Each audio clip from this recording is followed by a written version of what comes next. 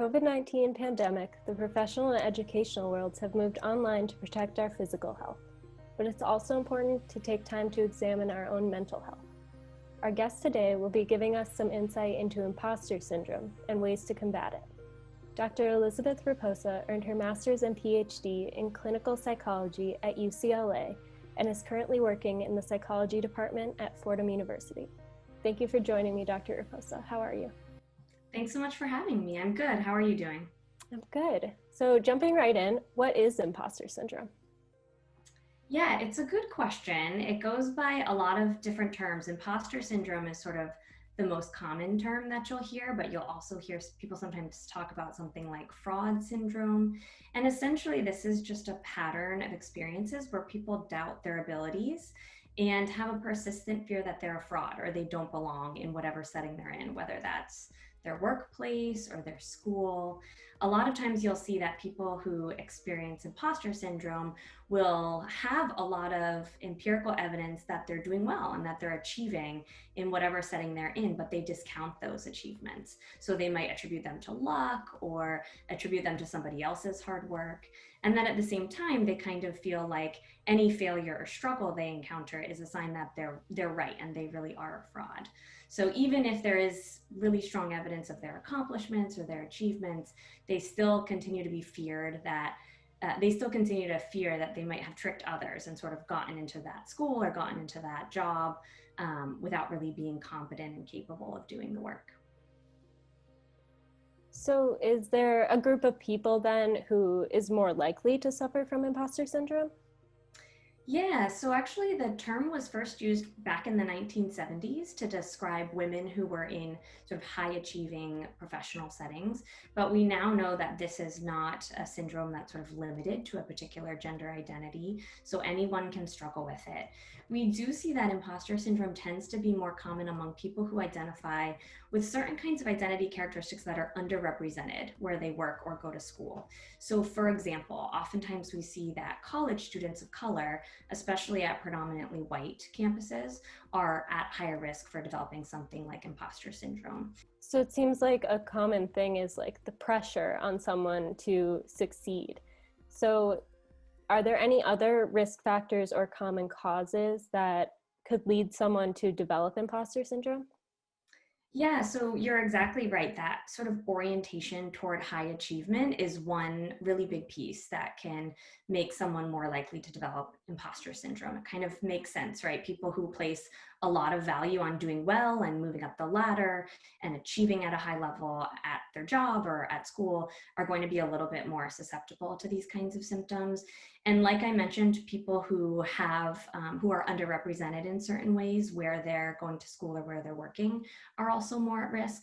We also see, though, that one of the biggest predictors of the development of something like imposter syndrome is a lack of support from whatever organization the person is interacting with, right? So if the school or the workplace is not providing a supportive environment that really fosters the development of the person, then there's going to be a higher risk of imposter syndrome. This kind of organizational support can come in lots of different forms. Sometimes we see that it's a lack of financial support that's making some employees or some students feel like they don't belong. It could also be some kind of discrimination or stereotyping, right? So for example, a workplace that has discriminatory hiring or promotion practices, or a workplace that doesn't have an adequate support policy for women who are pregnant or nursing, that's going to be more likely to make certain categories of people feel like they don't belong there and they weren't designed to succeed within that particular setting. So the kinds of reactions and support policies from the organization surrounding the person can also be really predictive of whether imposter syndrome develops. Yeah, and that lack of organizational support is probably even heightened during the pandemic. And as you mentioned earlier, people who suffer from anxiety or depression might be more at risk for imposter syndrome. So do you think that COVID-19 and the isolation that comes with the inability to host in-person classes and in-person work environments is contributing to imposter syndrome in young people? Yeah, absolutely. So you've hit on a couple of the pieces that really are particularly problematic about the COVID-19 pandemic and its effects, and how that might create risk for imposter syndrome. So things like elevated rates of anxiety and depression just in general are likely to contribute to more people experiencing these sorts of imposter syndrome symptoms. We also know that there's going to be less opportunity to connect with sort of supportive agencies or policies at your school or at your workplace if you're working completely remotely.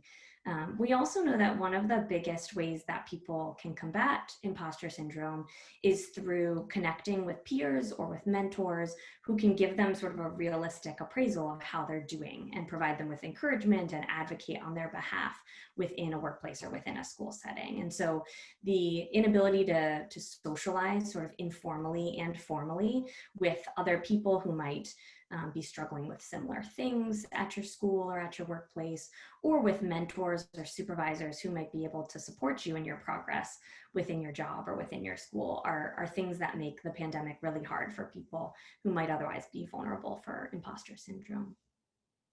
So you say peers and mentors and just a strong support system is really helpful for that. Do you think it's also necessary for people struggling with imposter syndrome to visit a mental health professional, or do you think they can find support around them that's sufficient for them to combat it on their own? Yeah, it's a really good question. And there are different answers for different people, right? So it depends a little bit. Certainly, imposter syndrome does often co-occur with things like anxiety and depression. And we know that those conditions can be effectively treated with low-cost, short-term behavioral treatments. One common example is cognitive behavioral therapy.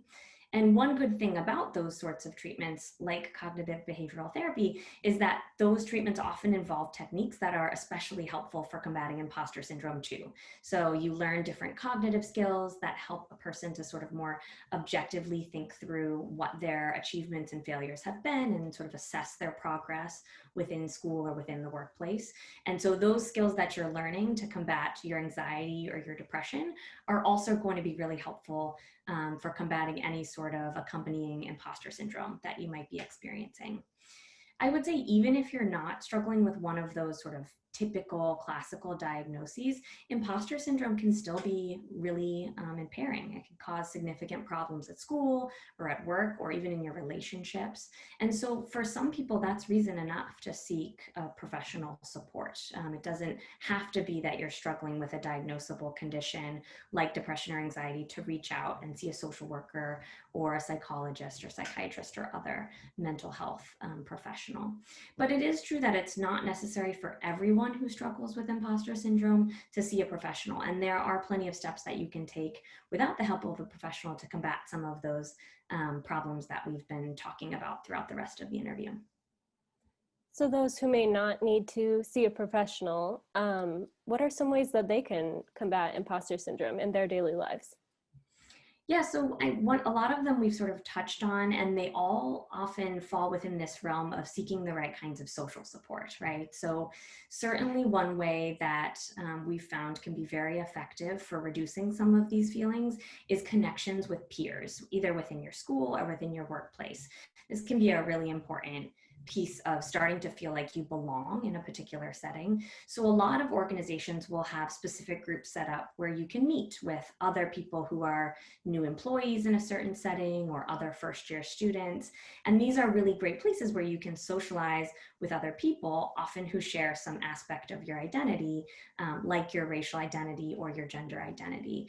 And research shows that seeking support from peers in this way can be really helpful because it normalizes a lot of the challenges that you're going through, and it also helps you to think through a lot of the experiences and doubts that you're having and see that many other people with similar levels of high achievement are having the same sorts of doubts. So you start to realize it's not just you, and that maybe there are some ways in which you're not thinking realistically about all the things that you and the peers you're talking to have accomplished.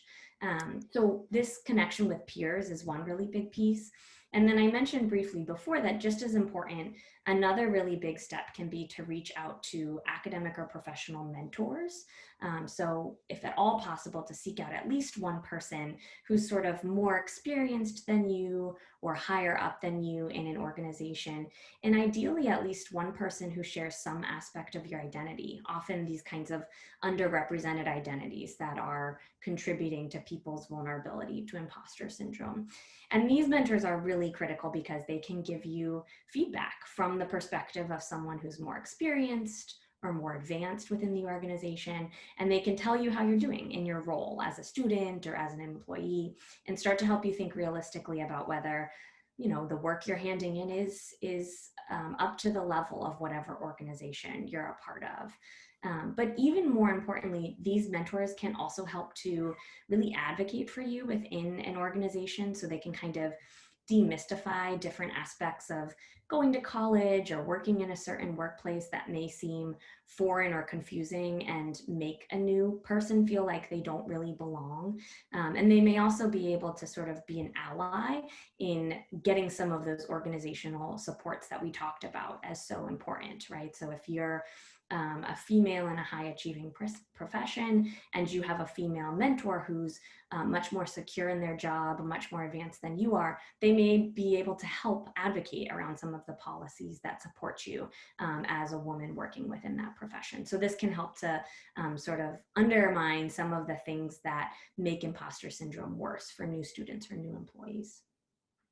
Yeah, and I think in those environments, especially right now, it seems so much harder to find those support systems because we're not in person, but they're still there. I think they just look a little different, and can still reach out and find those. So thank you for being here today and for sharing that knowledge with us.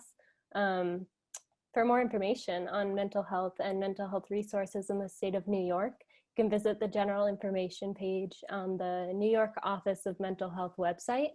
That's omh.ny.gov. I'm Erin Stehler, and remember to put your mental health first for a clearer headspace.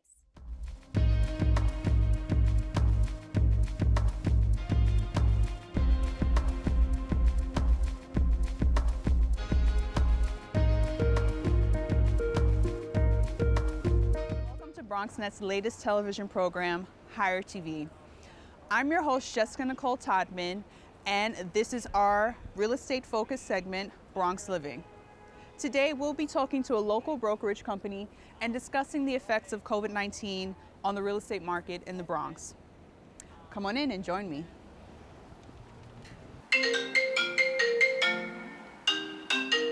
Here we are at Morris Park Realty, and it's a very busy day. Still, we get a chance to quickly speak with the man in charge. Meet Joseph Cosentino, broker owner of Morris Park Realty for the past 16 years. Given his strong background in Bronx real estate, we want to get his take on how COVID-19 impacted the industry. In the beginning, we were obviously shut down, and it hurt our business. It hurt the market. We were doing nicely coming out of a strong 2018.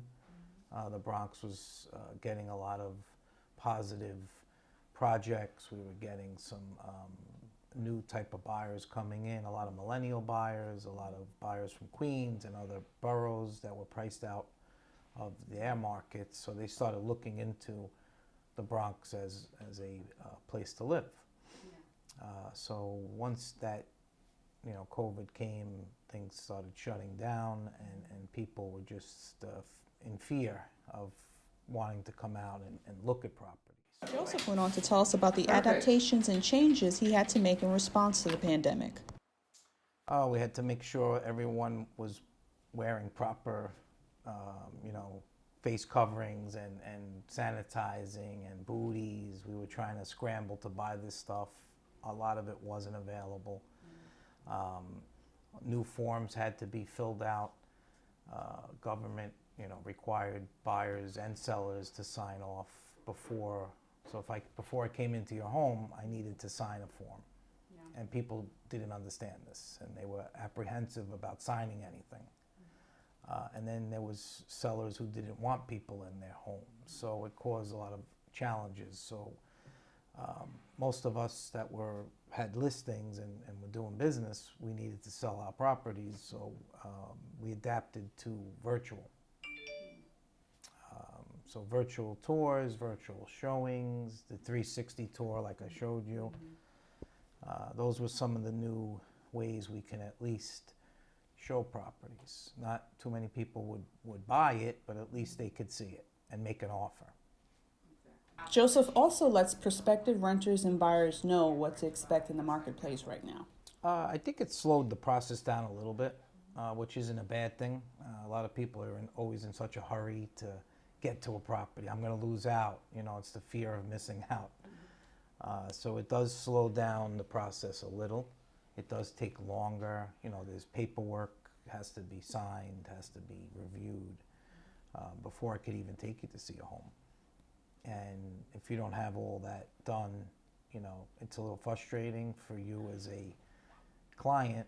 You know, I want to see that apartment before someone else gets it. And then, you know, if you don't get us back that paperwork, we email everything, or we use DocuSign. These are the things we weren't using before. I would just show you the place. But now everything has to be done, you know, the right way, just for your safety. And most people don't understand that. So. Makes sense. Now we get to take a quick tour of one of Joseph's properties nearby. Sure. This is 2413 Herring Avenue. It's listed in the Bronx, New York. This is classified as Pelham Gardens neighborhood. You have Allerton Avenue on this side and Pelham Parkway. We also can walk to the number 5 Pelham Parkway train station. There's the express bus about 2 blocks up north. Pretty convenient location. Okay, Joseph. Now for the best part, the price tag. This home is listed for $829,000. And it's a single family, but it does have the ability for the downstairs apartment. Thank you for joining us for our first episode of Bronx Living on Hire TV. I'm your host, Jessica Nicole Todmann. We'll see you next time.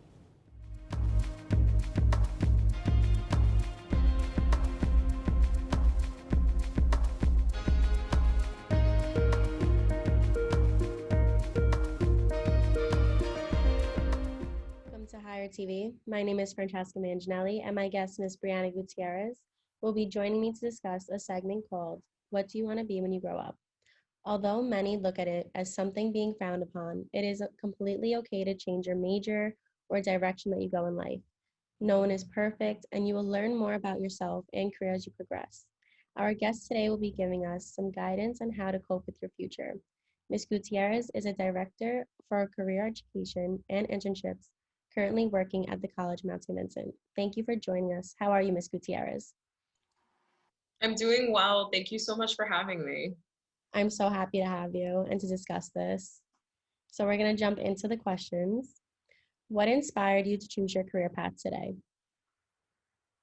So I think what inspired me to go along this path is that being a student of color, particularly in a low-income area, I wanted someone that was a mentor to me and that was there for me throughout my education experience. And I did have a number of mentors along the way, and I wanted to do the same for our students that I currently serve, for students all over New York City, or students that I identify with personally, being from a first generation low income background. I feel like it's important to have those mentors and to have those figures in place for students to be able to succeed, not just in high school, but beyond that, and then not just in college, but in their professional setting as well. So you mentioned mentors. I was wondering, do you know if there are mentors available for other students anywhere? Like, how would they be able to get a mentor if they don't have one already? Sure. What I would say is, if you're a high school student, that's pretty easy. Normally students don't realize they have a mentor when they do, and that could be your teacher, that could be your coaches if you're on a sports team, that could be maybe an advisor to a club you're a part of, or if you currently have a job, that could be someone who's older than you, or someone who holds a leadership role in your job. So you may already have a mentor and not realize it. For college students, we do actually, well, at the Mount that is, we do have a number of mentoring programs within our opportunity departments here at the Mount. But generally speaking, though, for college students as well, they can find those mentors, particularly in those individuals that hold leadership roles in their lives. Sometimes even with some students, within their family, they have some mentors, people that they look up to. So I think it's pretty, there are pretty definitive roles for mentors, and then there are some that we just find that we don't realize. I would say, though, also in a professional setting, once students do graduate from college, they may find their mentors in their workplace as well. Wow, that's amazing. COVID-19, this pandemic is really having a hard, is really creating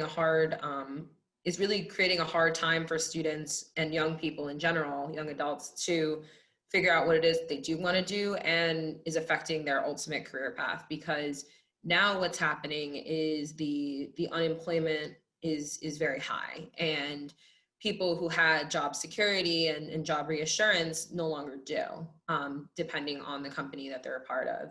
So now students are rethinking their career paths, or young adults are rethinking their career paths of not just what's going to make me some money, what's going to keep me afloat, but now where is job security? What fields will I always have a job in that will never be affected or not be affected as much by a global pandemic? And so that's really stressful. And I would also say that it's causing a strain, not just on a student's like career paths, but also their mental health. And then just trying to then navigate, because when a student comes to me or a young person comes to me and they don't know what to do, whether they're in high school or college, you know, they're stressed because they're expected to have a plan. They're expected to know exactly what it is that they want to do tomorrow, next year, and in 5 years, especially when they're in college. So that can be really detrimental to their overall professional development and their growth. So I would 1,000% agree that the pandemic has really altered career paths for students. I actually love this question, because if I could go back myself as a young person and just say to myself that everything is going to be okay and it's going to work out. And we don't know how it's going to work out, but it's going to work out in ways that we may not at that time understand, but will understand later on. So I think it's important that young people and students know that we may not have all the answers, and we may not always know what's going to happen next, because me, myself, I'm very organized. I like to plan ahead. And I know some students are the same way, and some young people are the same way. They love to be organized and plan ahead and know what they're going to do today, tomorrow, and in 5 years. And it's good. It's good to have these plans. It's good to be organized and all that.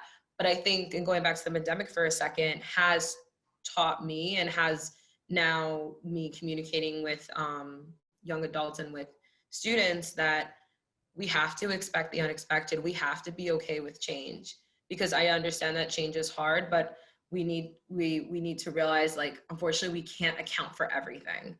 And that's why, going back to my initial piece of advice, that things will work out in the end. Everything will be okay. We just don't know how it's going to work out. And we don't know when it's going to be okay, but it will be. What do you recommend for students who don't know about any of these, like internships, externships? What do you recommend for them? I would definitely recommend that if they don't know about it, to get to know about it. And what can that be on a smaller scale? That's a Google search. That can be, if you are in college, going to your career services department, speaking to that career services representative. If you don't know about these opportunities, see what the college can offer you. If you're in high school, then that's a conversation with your guidance counselor, who probably knows about different programs, or maybe a conversation with your teacher, or maybe your sports coach, or what have you, because 9 times out of 10, maybe if you don't know about it, the mentors and the people who hold leadership roles in your life will probably know about it. And same thing with college students. They can go to their professors and like talk about different opportunities and see what is available. They can definitely start with a Google search. If they're not already on LinkedIn, I would encourage them to get on LinkedIn. That's a good resource to see what is out there for their field. And then just talking to those people in their lives that hold leadership positions for them. That's such good information to have. What suggestions do you have for juniors or seniors in college that are unsure about their major that they want to pursue? I would say definitely talk to people in the field. So networking is really important.